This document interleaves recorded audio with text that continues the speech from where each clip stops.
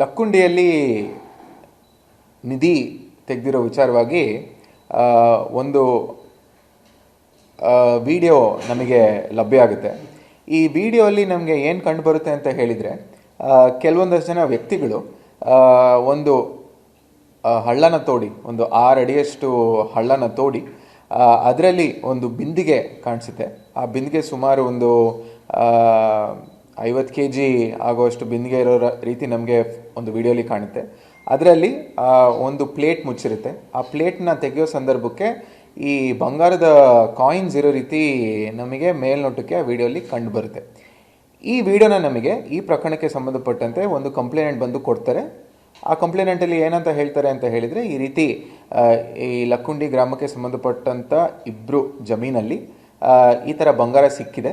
ಈ ಬಂಗಾರ ಸಿಕ್ಕಿ ಅದು ಅವರಿಗಾಗಿ ಬಳಸ್ಕೊಂಡು ಸರ್ಕಾರಕ್ಕೆ ಅದನ್ನು ಏನು ಮಾಹಿತಿ ಕೊಡದೆ ಅವರು ಸ್ವಂತ ಲಾಭಕ್ಕೋಸ್ಕರ ಬಳಸ್ಕೊಂಡಿದ್ದಾರೆ ಅಂತ ಹೇಳಿ ಅವರು ನಮಗೆ ಮಾಹಿತಿ ಕೊಟ್ಟಿರ್ತಾರೆ. ಇದಕ್ಕೆ ಸಂಬಂಧಪಟ್ಟಂತೆ ಒಬ್ಬರು ಕಂಪ್ಲೇಂಟ್ ಬಂದು ನಮ್ಮ ಗದಗ ರೂರಲ್ ಪೊಲೀಸ್ ಸ್ಟೇಷನಲ್ಲಿ ಒಂದು FIR ದಾಖಲು ಮಾಡ್ತಾರೆ. FIR ದಾಖಲು ಆಗಿದ್ದ ಸಂದರ್ಭದಲ್ಲಿ ನಮಗೆ ನಾವು ಇನ್ವೆಸ್ಟಿಗೇಷನ್ ಸ್ಟಾರ್ಟ್ ಮಾಡ್ತೀವಿ. ಇನ್ವೆಸ್ಟಿಗೇಷನ್ ಸ್ಟಾರ್ಟ್ ಮಾಡಿದ ಸಂದರ್ಭದಲ್ಲಿ ನಮಗೆ ಈ ಒಂದು ಪ್ರಕರಣಕ್ಕೆ ಸಂಬಂಧಪಟ್ಟಂತೆ ಮೊದಲಿಗೆ ಏನಾಗಿದೆ ಅಂತ ಹೇಳಿ ನಾವು ತಿಳ್ಕೊಳೋದು ಭಾಳ ಇಂಪಾರ್ಟೆಂಟ್ ಇರುತ್ತೆ. ಈಗ ನಮಗೆ ಏನು ಗೊತ್ತಾಗುತ್ತೆ ಅಂತ ಹೇಳಿದರೆ, ಈ ಪೂರ್ತಿ ವಿಚಾರಕ್ಕೆ ಸಂಬಂಧಪಟ್ಟಂತೆ ಏನು ಕ್ಯಾರೆಕ್ಟರ್ಸ್ ಇರ್ತಾರೆ ಅಂತ ಹೇಳಿದರೆ, ಒಬ್ಬರು ಈ ಪ್ರಕರಣಕ್ಕೆ ಮೇನ್ ಅಕ್ಯೂಸ್ಡ್ ಯಾರಿದ್ದಾರೆ, ಹಜರತ್ ಮೌಲ್ವಿ ಅಂತ ಹೇಳಿ ಒಬ್ಬರು ಇರ್ತಾರೆ.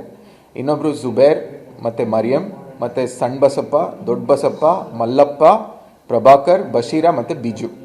ಸೊ ಇಷ್ಟು ಜನ ಕ್ಯಾರೆಕ್ಟರ್ಸು ಈ ಒಂದು ಪೂರ್ತಿ ಪ್ರಕರಣದಲ್ಲಿ ನಮಗೆ ತನಿಖೆ ಹಂತದಲ್ಲಿ ಗೊತ್ತಾಗುತ್ತೆ.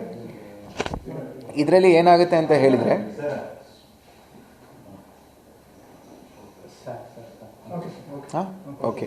ಇದರಲ್ಲಿ ಏನಾಗುತ್ತೆ ಅಂತ ನಮಗೆ ಮೇಲ್ನೋಟಕ್ಕೆ ಗೊತ್ತಾಗುತ್ತೆ ಅಂತ ಹೇಳಿದರೆ, 2022 ಸೆಪ್ಟೆಂಬರ್ ಸಂದರ್ಭದಲ್ಲಿ ಬಶೀರ ಬಾನು ಅನ್ನೋರು ಇಲ್ಲಿ ಲಕ್ಕುಂಡಿಗೆ ಬಂದು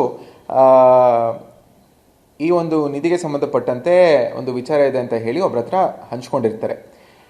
ಇದನ್ನು ನಾವು ತನಿಖೆ ಮಾಡ್ತಾ ಏನು ಗೊತ್ತಾಗುತ್ತೆ ಅಂತ ಹೇಳಿದರೆ, ಹಜರತ್ ಮೌಲ್ವಿ ಅಂತ ಒಬ್ಬ, ಯಾರು ಇವನು ನಾವು ಅರೆಸ್ಟ್ ಮಾಡಿದ್ವಿ, ಅವನು ಮೂಲತಃ ಕಾಶಿಪುರ ಅಂತ ಹೇಳಿ ಒಂದು ಜಾಗಕ್ಕೆ ಸಂಬಂಧಪಟ್ಟಿರೋನು. ಇದು UP ಬಾರ್ಡ್ರಿಗೆ ಇರೋ ಉತ್ತರಾಖಂಡ್ ಅಲ್ಲಿ ನಾವು ಹೋಗಿ ಅವನಿಗೆ ಅರೆಸ್ಟ್ ಮಾಡಿಕೊಂಡು ಕರ್ಕೊಂಡ್ಬಂದಿದ್ದೀವಿ. ಇದರಲ್ಲಿ ಇವನೇನು ಮಾಡ್ತಾನೆ ಅಂತ ಹೇಳಿದರೆ, 10 ವರ್ಷದಿಂದ ಈ ಬಶೀರ ಬಾನು ಅಂತ ಯಾರು ಈ ವಿಡಿಯೋನ ಮೊದಲು ಇಲ್ಲಿ ಹಂಚ್ಕೊಂಡಿರ್ತಾಳೆ, ಅವಳ ಜೊತೆ ಅವನಿಗೆ shaadi.com ಪರಿಚಯ ಆಗಿರುತ್ತೆ. shaadi.com ಪರಿಚಯ ಆಗಿದ್ದ ಸಂದರ್ಭದಲ್ಲಿ ಅವನೇನು ಹೇಳ್ತಾನೆ ಅಂದರೆ, ನನಗೆ ಒಂದು ಸ್ವಲ್ಪ ಆಲೋಪತಿ, ಮಾಟ ಮಂತ್ರ ಮತ್ತು ಈ ನಿಧಿ ತೆಗೆಯೋದ್ರ ಬಗ್ಗೆ ನನಗೆ ಹೆಚ್ಚಿನ ಮಾಹಿತಿ ಇದೆ ಅಂತ ಹೇಳ್ತಾನೆ. ಈ ವಿಚಾರನ ಬಶೀರ ತನ್ನ ಫ್ರೆಂಡ್ ಆಗಿರೋ ಇಕ್ಬಾಲ್ಗೆ ಹಂಚ್ಕೊಳ್ತಾನೆ. ಈ ಇಕ್ಬಾಲ್ ಒಬ್ಬ ವ್ಯಕ್ತಿ, ಗೂಳಪ್ಪ ಅನ್ನೋಂಗೆ ಫ್ರೆಂಡ್ ಇರ್ತಾನೆ. ಈ ಗೂಳಪ್ಪ ಯಾರಿರ್ತಾರೆ ಅಂತ ಹೇಳಿದರೆ, ಈಗ ಅವನು ಮೃತಪಟ್ಟಿದ್ದಾನೆ. ಗೂಳಪ್ಪನಿಗೆ ಈ ಲಕ್ಕುಂಡಿಯಲ್ಲಿ ಯಾರ ಸಣ್ಣ ಬಸಪ್ಪ, ದೊಡ್ಡ ಬಸಪ್ಪ ಅಂತಿರ್ತಾರೆ, ಅವ್ರಿಗೆ ಪರಿಚಯ ಇರ್ತಾರೆ. ಆ ಸಂದರ್ಭದಲ್ಲಿ ಇವ್ರು 3 ಜನಕ್ಕೆ ಈ ಸಣ್ಣ ಬಸಪ್ಪ, ದೊಡ್ಡ ಬಸಪ್ಪನಿಗೆ ನಂಬಿಸ್ತಾರೆ. ಈ ಥರ ನಿಮ್ಮ ಜಮೀನಲ್ಲಿ ಈ ಥರ ಸಿಗ್ಬೋದು ನಿಧಿ ಅಂತ ಹೇಳಿ ಅವ್ರಿಗೆ ನಂಬಿಸಿ ಅಲ್ಲಿ ಬಂದು ಅದು ನಿಧಿ ತೆಗೆಯೋ ಒಂದು ಪ್ರಕ್ರಿಯೆ ಮಾಡ್ತಾನೆ. ಮೊದಲನೇಗೆ ಈ ಹಜರತ್ ಮೌಲ್ವಿ ಅಂತ ಏನಿರ್ತಾನೆ, ಅವನು ಬಂದುಬಿಟ್ಟು ಅವ್ರ ಜಮೀನಲ್ಲಿ ಈ ಕಪ್ಪು ಮೆಣಸು ಅದು ಇದು ಎರ್ಚಿ ಅಲ್ಲಿ ಅಗಿಬೇಕು, ಇಲ್ಲಿ ಅಗಿಬೇಕು ಅಂತ ಹೇಳ್ತಾನೆ. ಆನಂತರ ಒಂದು ತಿಂಗಳಾಗಿದ್ದ ನಂತರ ಮತ್ತೆ ನಾನು ಬರ್ತೀನಿ ಅಂತ ಹೇಳಿ ಹೋಗ್ತಾನೆ. ಆ ಸಮಯದಲ್ಲಿ ಅಲ್ಲಿ ಎಲೆಗೆಲೆ ಎಲ್ಲ ಮುಚ್ಚಿರ್ತಾರೆ. ಆಮೇಲೆ ಈ ಮರಿಯಮ್ಮನ ವ್ಯಕ್ತಿನ ನಾವು ಯಾರು ತನಿಖೆ ಮಾಡಲಿಕ್ಕೆ ಒಳಪಡಿಸಿದ್ವಿ, ಅವರು ಬಂದು ಮೂಲತಃ ನೋಯ್ಡಾ ಅವರು, ಅಂದರೆ ಡೆಲ್ಲಿ ಹತ್ರ ಒಂದು ಜಾಗ ಬರುತ್ತೆ ನೋಯ್ಡಾ ಅಂತ ಹೇಳಿ, ನೋಯ್ಡಾದವರು. ಸೊ ಇವರು ಒಟ್ಟು ಎಲ್ಲ ಬಂದು ಏನು ಮಾಡ್ತಾರೆ ಅಂತ ಹೇಳಿದರೆ, ಈ ಸೆಪ್ಟೆಂಬರ್ 2022 ಆನಂತರ ಈ ನಮ್ಮ ಗದಗಲ್ಲಿ ಮುಳುಗುಂದ ನಾಕ ಹತ್ರ ಒಂದು ಮಂಜುನಾಥ್ ರೆಸಿಡೆನ್ಸಿ ಅಂತ ಹೇಳಿ ಒಂದು ಲಾಡ್ಜ್ ಇದೆ. ಈ ಮಂಜುನಾಥ್ ರೆಸಿಡೆನ್ಸಿಯಲ್ಲರೂ ಎಲ್ಲರೂ ಒಂದು ರೂಮ್ ಮಾಡಿಕೊಂಡು ಅಲ್ಲಿ ವಾಸವಾಗಿರ್ತಾರೆ. ಆನಂತರ ಈ ಹಜರತ್ ಏನು ಮಾಡ್ತಾನೆ ಅಂತ ಹೇಳಿದರೆ, ಅಲ್ಲಿ ರೂಮ್ ಮಾಡ್ಕೊಂಡಿರೋ ಸಲುವದಲ್ಲಿ ಇಲ್ಲಿ ಒಂದು ಸ್ಟೀಲ್ ಅಂಗಡಿ ಇದೆ ಮಹೇಂದ್ರಕರ್ ಸರ್ಕಲಲ್ಲಿ. ಅಲ್ಲಿಗೆ ಹೋಗ್ಬಿಟ್ಟು ಅವನು ಕೇಳ್ತಾನೆ, ನಿಮ್ಮ ಹತ್ರ ಇರೋ ಅತಿ ಹಳೆ ಬಿಂದಿಗೆ ಯಾವುದಿದೆ ಅದು ನನಗೆ ಬೇಕು ಅಂತ ಹೇಳಿ ಕೇಳ್ತಾನೆ. ಅದು ಎರಡು ಕೇಳ್ತಾನೆ. ಎರಡಕ್ಕೂ ಸೇರಿ ಆ ಸಮಯದಲ್ಲಿ 6,800 ರೂಪಾಯಿ ಕೊಟ್ಟಿದ್ದಾನೆ ಅಂತ ಹೇಳಿ ನಮಗೆ ಈ ಸಂದರ್ಭದಲ್ಲಿ ಮಾಹಿತಿ ಇರುತ್ತೆ. ಅದನ್ನು ಅವನೊಂದು ಕೆಂಪು ಬಟ್ಟೆ ಇರೋ ಬ್ಯಾಗು ಮತ್ತು ಅದ್ರ ಜೊತೆ ಒಂದು ಕಪ್ಪು ಬಟ್ಟೆ ತೊಗೊಂಡು ಈ ಒಂದು ಆಟೋ ಅಲ್ಲಿ ಇದು ಪೂಜೆ ಸಾಮಾನು ಅಂತ ಹೇಳಿ ಜುಬೇರ್ನ ಕರ್ಕೊಂಡು ಈ ಜಮೀನಿಗೆ ಹೋಗ್ತಾನೆ. ಆ ಜಮೀನಿಗೆ ಹೋಗ್ಬಿಟ್ಟು ಈ ಜುಬೇರ್ ಅನ್ನೋನಿಗೆ ಏನು ಈ ಪ್ರಕರಣದಲ್ಲಿ ಮೇನ್ ವಿಡಿಯೋ ಇದೆ, ಆ ವಿಡಿಯೋ ಮಾಡ್ಕೊ ಅಂತ ಹೇಳಿ ಅವನಿಗೆ ಹೇಳ್ತಾನೆ. ಈ ವಿಡಿಯೋ ಮಾಡೋ ಉದ್ದೇಶ ನಾವು ಫಸ್ಟು ಇದು ನಿಧಿ ವಿಡಿಯೋ ಅಂತ ಹೇಳಿ ನಾವೆಲ್ಲರೂ ನೋಡಿರೋದು. ಬಟ್ ವಿಡಿಯೋ ಉದ್ದೇಶ ಏನು ಅಂತ ಹೇಳಿದರೆ, ಹಜರತ್ ಇನ್ನೂ ಬೇರೆಯವರಿಗೆ ಮೋಸ ಮಾಡಬೇಕು ಅಂತ ಹೇಳಿ ಈ ವಿಡಿಯೋ ಜುಬೇರ್ ಹತ್ರ ಮಾಡಿಸ್ಕೊಂಡಿರ್ತಾನೆ. ಬಟ್ ಜುಬೇರ್ಗೆ ಈ ವಿಚಾರ ಗೊತ್ತಿರಲ್ಲ. ಆನಂತರ ಈ ಮಂಜುನಾಥ್ ರೆಸಿಡೆನ್ಸಿಯಿಂದ ಒಂದು ಸ್ವಲ್ಪ ದೂರದಲ್ಲಿ ಒಂದು ಅಂಗಡಿಯಲ್ಲಿ ಈ 100 ಪೀಸಿಗೆ 80 ರೂಪಾಯಿ ಇರುವಂಥ ಈ ಚಾಕ್ಲೇಟ್ ಕಾಯಿನ್ಸ್ ಬರುತ್ತೆ, ಅದನ್ನು ಪರ್ಚೇಸ್ ಮಾಡ್ತಾನೆ.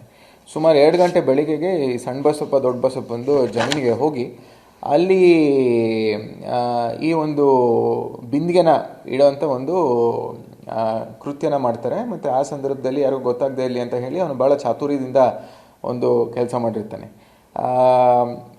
ಆನಂತರ ಇದು ಅವರಿಗೆ ನಂಬಿಸ್ಲಿಕ್ಕೆ ಈ ಒಂಥರ ಬಿಂದಿಗೆನ ಹೊರಗೆ ತೆಗೆದಿಟ್ಟು ಅವ್ರಿಗೆ ಹೇಳ್ತಾನೆ, ನೀವು ನನಗೆ ದುಡ್ಡು ಕೊಟ್ಟರೆ ನಾನು ನಿಮಗೆ ಈ ಬಿಂದಿಗೆನ ಕೊಡ್ತೀನಿ ಅಂತ ಹೇಳಿ. ಆ ಸಮಯದಲ್ಲಿ ಅವ್ರ ಹತ್ರ ದುಡ್ಡು ಇಲ್ದಿರೋ ಕಾರಣಕ್ಕಾಗಿ ಅವ್ರು ಕೊಟ್ಟಿರಲ್ಲ. ಆ ಸಮಯದಲ್ಲಿ ಅವನೇನು ಹೇಳ್ತಾನೆ ಅಂತ ಹೇಳಿದರೆ, ಇದು ನನಗೆ ಹೊಂದಲ್ಲ, ಸೊ ನಿಮಗೆ ಹೊಂದುತ್ತೆ ಅಂತ ಹೇಳಿ ಅವನು ಆ ಬಿಂದಿಗೆನ ಓದಿತಾನೆ. ಇದು ಓದ್ರೆ ಇನ್ಮೇಲಿಂದ ಇದು ಮಣ್ಣು ಅಂತ ಹೇಳಿ ಅವನು ಅವರಿಗೆ ಹೇಳಿರ್ತಾನೆ. ಸೊ ಇದು ಒಂದು ಆಸ್ಪೆಕ್ಟ್ ಇದಕ್ಕೆ ಸಂಬಂಧಪಟ್ಟಂತೆ. ನೆಕ್ಸ್ಟು ಇದರಲ್ಲಿ ಏನು ಮಾಡ್ತಾನೆ ಅಂದರೆ, ಇವ್ರನ್ನ ಎಲ್ಲ ನಂಬಿಸ್ಲಿಕ್ಕೆ ಒಂದು ಕ್ಯಾರೆಕ್ಟರ್ನ ಅವನು ಕ್ರಿಯೇಟ್ ಮಾಡ್ತಾನೆ, ಬಿಜ್ಜು ಅನ್ನೋನು ಹೇಳಿ. ಅವನು ಕೂಡ ನಾವು ಗುಡ್ಲೂರ್ ಅಂತ ಹೇಳಿ, ಇದು ತಮಿಳ್ನಾಡು ಬಾರ್ಡ್ರಲ್ಲಿ ಬರುತ್ತೆ, ಕರ್ನಾಟಕ ತಮಿಳ್ನಾಡು ಬಾರ್ಡ್ರಲ್ಲಿ ಹೋಗಿ ಅವನಿಗೆ ನಾವು ವಿಚಾರಣೆಗೆ ಕರ್ಕೊಂಡಿದ್ದ ಟೈಮಿಗೆ ಅವನು ಒಂದು ವಯಸ್ಸಾಗಿರೋ ವ್ಯಕ್ತಿ. ಅವನಿಗೂ ಕೂಡ ಅವನ ಮಗನಿಗೆ ಒಂದು ಸ್ವಲ್ಪ ಸ್ಪೀಚ್ ಡಿಸಬಿಲಿಟಿ ಇರೋ ಕಾರಣಕ್ಕಾಗಿ ಒಂದು 1 ಲಕ್ಷ ರೂಪಾಯಿ ಕೊಟ್ಟರೆ ನಾನು ನಿಮಗೆ ನಿನ್ನ ಹೆಲ್ತ್ ಕಂಡೀಷನ್ನ ಪರಿಹಾರ ಮಾಡ್ತೀನಿ ಅಂತ ಹೇಳಿ ಅವನಿಗೆ ಹೇಳ್ತಾನೆ. ಆನಂತರ ಅವನು 10 ಲಕ್ಷ ರೂಪಾಯಿ ಎಕ್ಸ್ಟ್ರಾ ಕೇಳ್ತಾನೆ, ಬಟ್ ಅವನಿಗೆ ಕೊಡ್ಲಿಕ್ಕೆ ಆಗಂಗಿಲ್ಲ. ಈ ಸಮಯದಲ್ಲಿ ಬಶೀರಾಗೆ ನಂಬಿಸ್ಲಿಕ್ಕೆ ಹಜರತ್ತು ಬಿಜುಗೆ ಯೂಸ್ ಮಾಡಿರ್ತಾನೆ. ಇದಕ್ಕೆ ಸಂಬಂಧಪಟ್ಟಂತೆ ನೆಕ್ಸ್ಟ್ ನಾವು ಮತ್ತೆ ಕರಾಬ್ರೇಟ್ ಮಾಡಲಿಕ್ಕೆ ಏನು ಮಾಡ್ತೀವಿ ಅಂತ ಹೇಳಿದರೆ, ಈ ಹಂಡೆ ಅನ್ನೋದು ಏನು ಅವನು ಓದಿರ್ತಾನೆ, ಆ ಹಂಡೆನ ಸಿಗಬೇಕು ಅಂತ ಹೇಳಿ ನಾವು ತನಿಖೆ ಮಾಡಿದ ಸಂದರ್ಭದಲ್ಲಿ ಅದರಲ್ಲಿ ಒಬ್ಬ ವ್ಯಕ್ತಿ ತೊಗೊಂಡೋಗಿ ಇಲ್ಲೇ ಇರೋ ಒಂದು ಮಹೇಂದ್ರಕರ್ ಸರ್ಕಲ್ ಹತ್ರ ಒಂದು ಮೆಟಲ್ ಅಂಗಡಿಗೆ ಕೊಟ್ಟು ಆ ಹಂಡೆನ ಹಿಂತಿರುಗಿಸಿ ಅದ್ರ ದುಡ್ಡಲ್ಲಿ ಒಂದು ಈ ನಮ್ಮ ಮನೆಗಳಲ್ಲಿ ಈ ತಟ್ಟೆ ಇಟ್ಕೊಳೋದು ಒಂದು ಸ್ಟ್ಯಾಂಡ್ ಬರುತ್ತಲ್ಲ ಸ್ಟೀಲ್ದು, ಅದನ್ನು ತೊಗೊಂಡು ಅವನು ಮನೇಲಿ ಇಟ್ಕೊಂಡಿರ್ತಾನೆ. ಸೊ ಇಷ್ಟು ಒಂದು ಪ್ರಕರಣಕ್ಕೆ ನಾವು ನೋಡಿದರೆ, ಇಷ್ಟು ಜನನ ನಂಬಿಸಿ ತನಗೆ ಬಳಕೆ ಮಾಡಿಕೊಂಡು ತನ್ನ ಲಾಭಕ್ಕಾಗಿ ಕೆಲಸ ಮಾಡಿರೋ ಹಜರತ್ ಮೌಲ್ವಿ ಅನ್ನೋನೇನಿದ್ದಾನೆ ಕಾಶಿಪುರವನು, ಅವನಿಗೆ ನಾವು ಅರೆಸ್ಟ್ ಮಾಡಿ ಜೈಲಿಗೆ ಕಳಿಸಿದ್ದೀವಿ. ಇನ್ನು ಮಿಕ್ಕಿದವ್ರದ್ದು ಪಾತ್ರ ಏನಿದೆ, ಅವರು ತಮ್ಮ ಸ್ವಂತ ಮೂಢನಂಬಿಕೆಯಿಂದ ಇರ್ಬೋದು ಅಥವಾ ಅವ್ರದ್ದು ಸ್ವಂತ ಆಸೆಯಿಂದ ಇರ್ಬೋದು, ಮತ್ತು ಅವರು ಏನೋ ಬೆನಿಫಿಟ್ ಆಗ್ಬೋದು, ಏನೋ ಮೂಢನಂಬಿಕೆಯಿಂದ ಈ ಹಜರತಿನ ಬಲೆಗೆ ಬಿದ್ದಿರೋರು ಅಂತ ಹೇಳಿ ನಮಗೆ ಪ್ರಿಲಿಮಿನರಿ ಇನ್ವೆಸ್ಟಿಗೇಷನಲ್ಲಿ ಕಂಡು ಬರ್ತಿದೆ. ಇನ್ನು ಇನ್ವೆಸ್ಟಿಗೇಷನ್ ನೋಡ್ತಿದ್ವಿ.